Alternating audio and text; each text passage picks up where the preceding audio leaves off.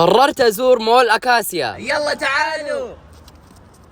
مول أكاسيا مول واسع وشرح ويفتح لنفسه. تعالوا نشوف الماركات والمتاجر اللي موجودة داخل المول. ما شاء الله تبارك الله، كشكات ومراكز جميلة جدا داخل المول. ماركة سكيتشرز للأحذية، وماركة كولومبيا للجواكيت، وكريسبي كريم. تعالوا نجرب ألذ دونات ممكن تذوقها في حياتك. اخترت العرض الخرافي 8 حبات و4 مجانا، والطعم كان لذيذ. ومتواجد في المول عطارة وصيدلية تجميل وأغراض النوم، وفي ماركت كبير جدا في مول أكاسيا. تعالوا نكتشف الأسعار مع بعض ونشوف ايش المنتجات اللي قدمها. اول ما دخلت الماركت شفت الفواكه والخضروات المستوردة من الخارج، وعندك شوكولاتات مستوردة كمان من الخارج، وفي اشياء كثيرة اول مرة اشوفها في تركيا. هذا السوبر ماركت اغلب منتجاته مستوردة من امريكا.